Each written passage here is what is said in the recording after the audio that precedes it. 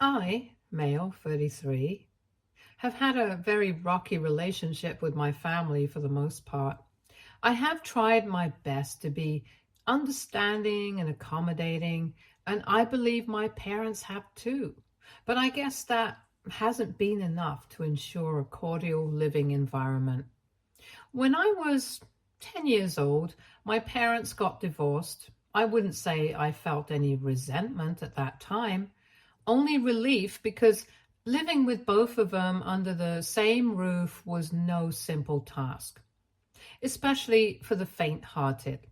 I grew up with the most dysfunctional set of parents who were always fighting and screaming about one thing or another. I was made their referee or mediator at a very young age, and I remember having to resolve their fights or get them to talk to each other on bad days. On some days, when I felt overwhelmed, I just didn't come back home from school and went to stay with my paternal grandparents. They lived a few blocks away. It was only with them that I felt some respite, and they doted on me, so I loved being there. They tried to intervene in my parents' issues, and when they realized that their efforts were futile, they tried to tell my parents that it wasn't my job to be the adult in the house and take care of their issues. But I guess all of that fell on deaf ears. Moreover, I never felt that what I was doing wasn't what normal kids do, because I had grown up being the tethering point for my mom and dad. I had to bear this responsibility since the beginning, and I never even imagined that wasn't what other kids spent their time doing. So when the divorce was happening, I was relieved. I spent 2 weeks with each parent, and it was only in that situation that I actually began to thrive. There was no more shouting, no more anger, just one-on-one time with one parent at a time. And I loved every bit of it. I got their attention, I got peace of mind, and I got a lot of free time to do what I wanted to. One good thing about them was that after the divorce, they never once complained about each other to me. They might have had issues with each other, and they might have ranted to friends, but they chose never to do it with me, and I'm very grateful for that. The constant barrage of hate against each other stopped the moment the divorce was finalized and Mom moved out. 5 years later, when I was 15, my father remarried my stepmom, Savannah. Savannah and I have shared a cordial relationship thus far. She has never tried to be mom to me, but has always tried to include me in the family unit. She is a good woman, and I have nothing against her. The initial period of adjustment with her was hard, but all in all, things turned out reasonably okay. The only issue was her daughter, Gemma, now 25, female. She was 7 years old when Savannah and Dad got married, and if I'm being honest, she was a bit of a brat.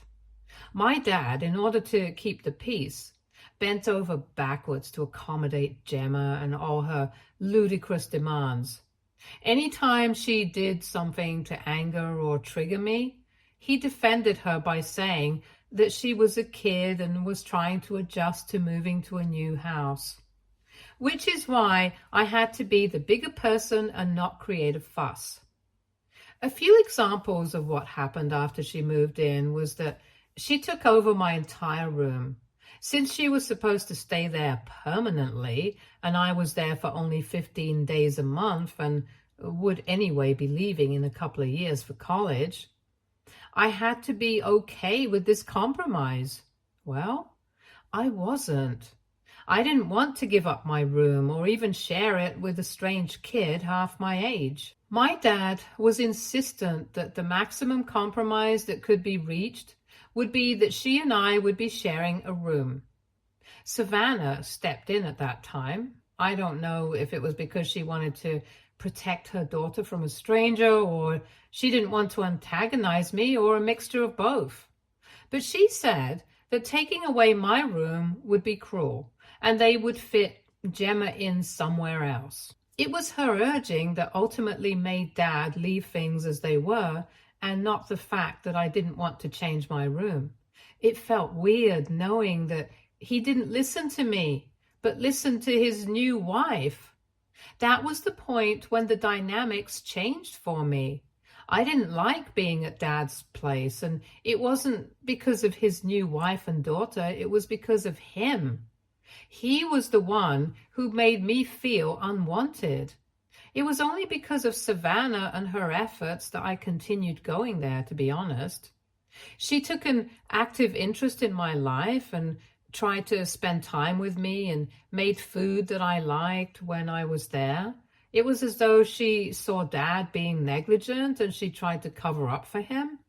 Gemma was a whiny little girl, and I generally stayed away from her. And Savannah never forced me to form a bond with her daughter either.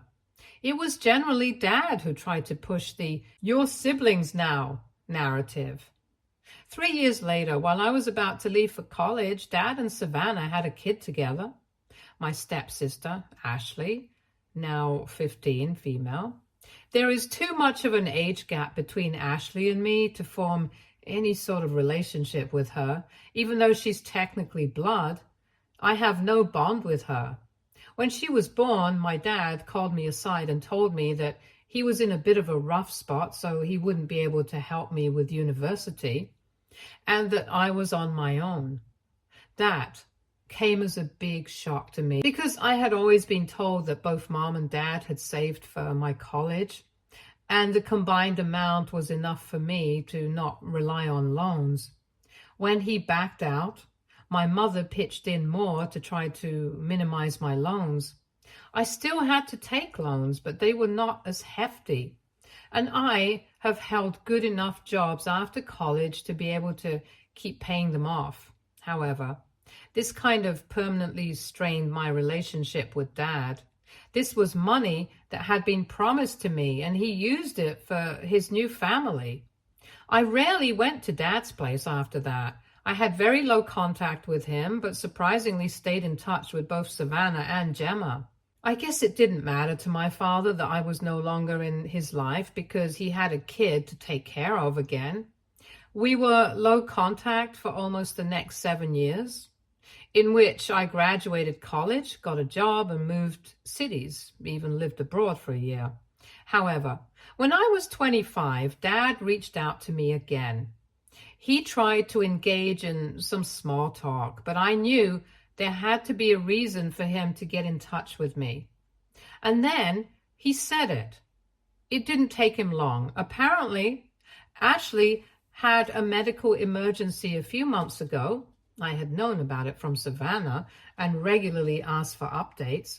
And it had been a huge financial strain for them. Savannah had some money saved for Gemma's college, but Dad had used it all for Ashley's medical bills without Savannah's knowledge.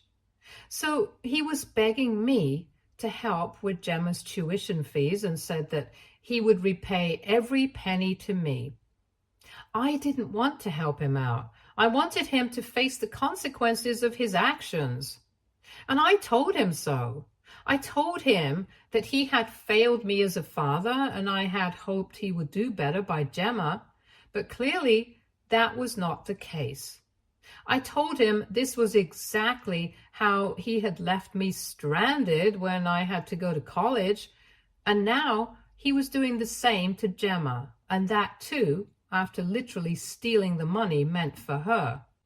I told him that I had taken out loans and so could Gemma, but he said that she did not have the support of her biological father like I had support from my mother. I disconnected the call. I knew I would help Gemma. She was a sweet kid and I had nothing against her. But I didn't want to deceive Savannah, so I called up my dad again and told him that the only condition that I was willing to help him out with was if he was honest with Savannah and if he promised to pay me back. He said that he did not want to involve Savannah, but I said that I wouldn't be shelling out a single penny if he wasn't honest with her. He cut the call. And I thought that was the end of it. But 3 days later, Savannah gave me a call. It sounded like she had been crying and she was just thanking me for everything I had done. I told her that I would help out Gemma with tuition fees, but that I would be giving the money to her and not Dad because I did not trust him. She agreed, and that was that. Even Gemma called me up, thanking me, and we have had a better relationship since then. Now comes the real issue. I am engaged to my fiancée, Mahira, and she is Afghan by ethnicity, but was born and brought up here. This has rubbed my father the wrong way, and he has made sure to be very public and vocal about his disapproval. Not that I care, because I don't have a functional relationship with him anyway. My mother and Savannah both like Mahira, and Gemma and she are quite close. So all the people that I care about have a good opinion of her, and that is what matters to me. We are planning our wedding, and I went to my dad, telling him that I need him to pay me the money that he owes me, aka Gemma's tuition money, and that I wanted it soon because that would go into funding the wedding. My father told me point blank that he would not be giving me any money if I planned on getting married to that immigrant scum.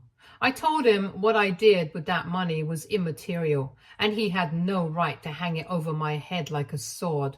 It was my money, and he owed it to me. Even if I used it to wipe my ass for the rest of my life, he did not have a say in it. He wasn't doing me a favor or lending money to me. He was only returning what was rightfully mine. He said that he would not be doing it to fund my wedding and that I could do whatever I wanted, but he wouldn't budge. To say that I was furious would be an understatement.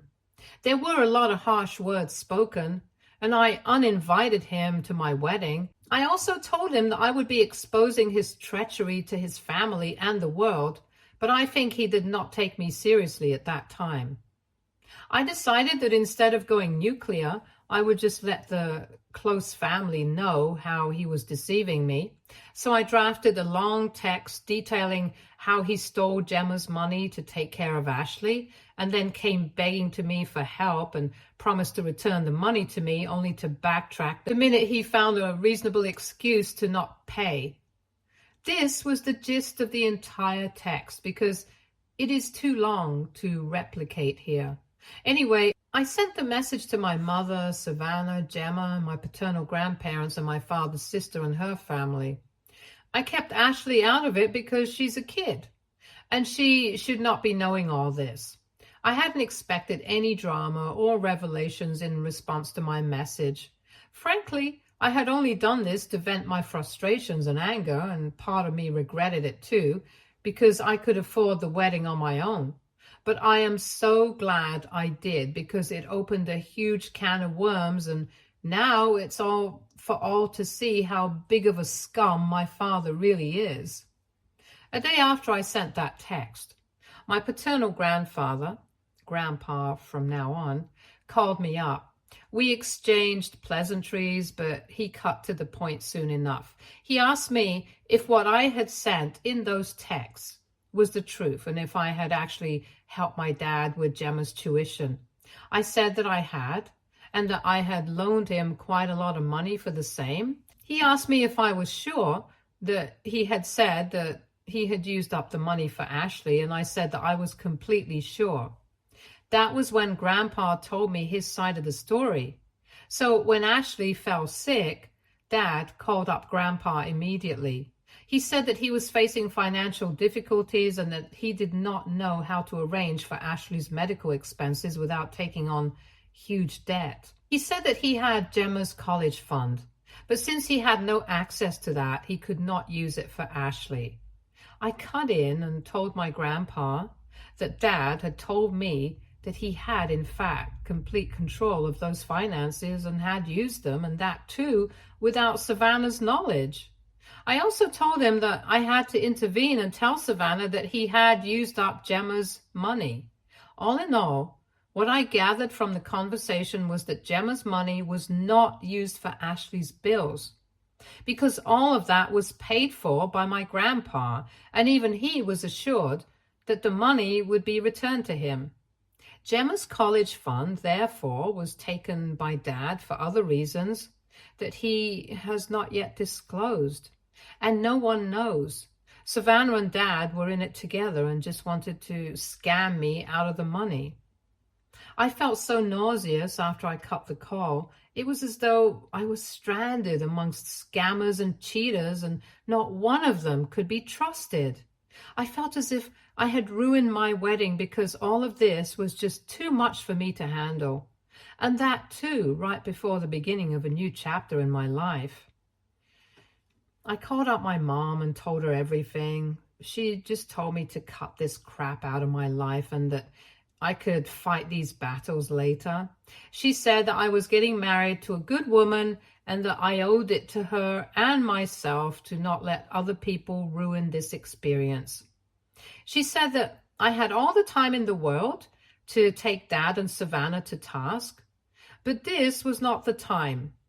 I knew she was right, and surprisingly, I didn't have to do anything or even wait because my grandpa was furious. And he was back with his little revenge that was about to completely screw my dad for all time to come. So the house that Dad and Savannah lived in is owned by my grandpa. He gave it to Dad to live in when he married Mom, and then never asked for it back. It was, anyway, assumed that the house would go to my grandpa when he passed. He also never charged Dad rent, but Dad had to pay for any upgrades and changes that he made to the house, which were plenty. Now, for the drama. My grandpa sent a message to the family group that he would be gifting me a house for the wedding to allow me to start a new life with my wife. He said that he had done the same thing for my father and was going to do the same for me, considering the fact that his son had not thought of doing anything for his own son. It was a poorly masked jibe at my father, and I was all in for the show. But what he wrote next was completely unexpected. He said that the house that was supposed to go to my father, the one that Dad was living in, but was still legally owned by Grandpa, was the one that he would be gifting me. I know that he has done it out of spite, and I'm sure even Dad knows it. The thing is, I do not live in the same town as Dad and have no plans on returning. And this is a well-known fact in my family. The ownership of the house will, of course, be a huge asset for me, but I won't be staying in that house, at least not until I retire. But my dad will, and that has been his only home for so many years now. And to take that away from him and give it to me is a deliberate, hard slap in his face. I'm not saying I feel sorry for my father, not at all. But I know it would feel horrible to be in his position right now. With the actual ownership coming to me, he now knows that he is always at my mercy, in the sense that I can have him evicted. I can ask him for rent, I can do anything, and without reason. I mean, of course, I can't flout rules, but let's be real. We all know how much power homeowners have over their tenants. I have no idea what the outrage regarding this is going to be, but I'm sure that there will be something. My father's going to make a huge fuss about it. I'm sure of that, but I can't be bothered with this unnecessary drama before my wedding. I will gladly accept the gift from Grandpa, whatever the reason he has given it to me, and I will respect him and his gift. I don't know what I'm going to do with it yet, and I'm not going to waste time thinking about all of this right now either. Update 1. Well, shit has hit the fan. My wedding is a week away and the family is in complete shambles. I tried to stay away from the drama as much as possible. I just couldn't. I was forcefully dragged into it even when I tried to maintain boundaries. After Grandpa had made it known that he was gifting the house to me, this caused a huge stir because Dad, I'm sure, never even anticipated that something like this could happen. He called me up a couple of times, but I didn't answer his calls because I knew all too well what they were going to be about. He then sent me a text saying that I needed to knock some sense into Grandpa, and said that he was ashamed of his own family. I didn't respond to this text either and have since blocked him. He has been trying to get in touch with me through other sources, even getting Savannah to call me. She called me once, but when I didn't respond, she was respectful and hasn't tried calling me again. When nothing else worked, he started sending me emails. He's getting desperate, and it's showing.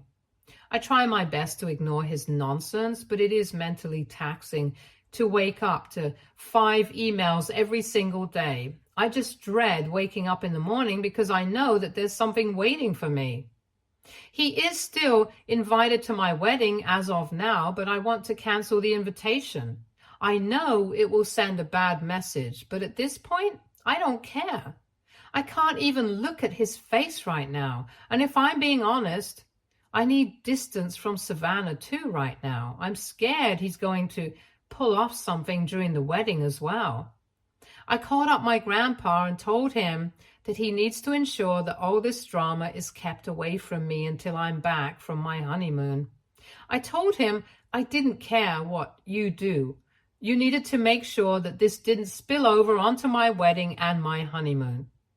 I have already dealt with a lot due to the family, and I don't want to screw up the one important day of my life. Grandpa assured me that he would make sure Dad didn't do anything and that I would not be contacted about all of this until I was back from my honeymoon. I hope nothing bad happens, but in the event that it does, I will just deal with it once I'm back.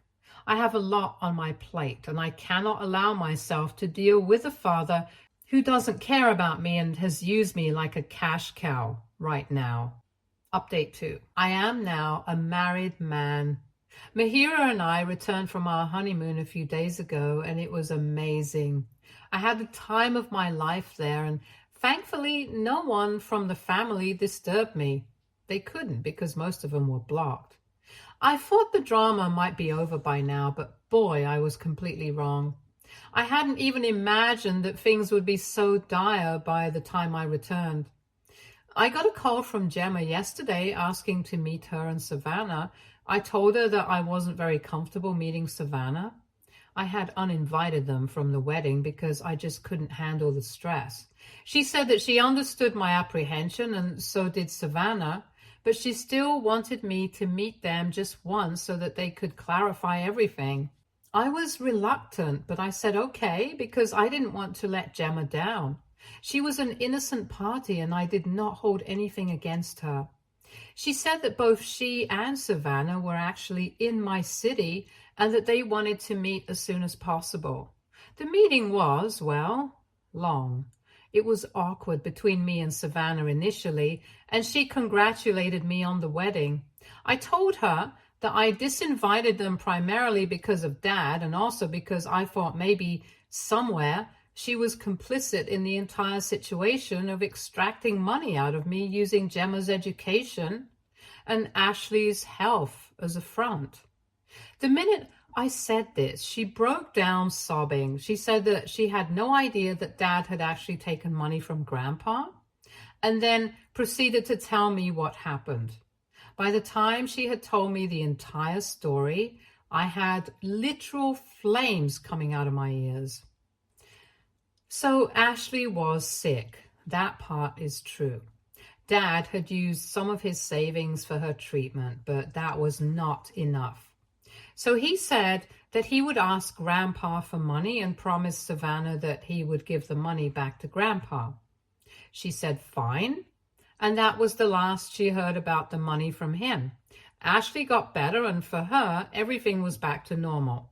So when she found out all those years ago that he had used up Gemma's money, she was furious and didn't believe it at all. When she asked Dad about it, he just told her that he had used up that money to repay Grandpa. He concocted an entire sob story about how Grandpa was pressuring him, that he had no choice at that point but to use that money, and that I had offered to help myself.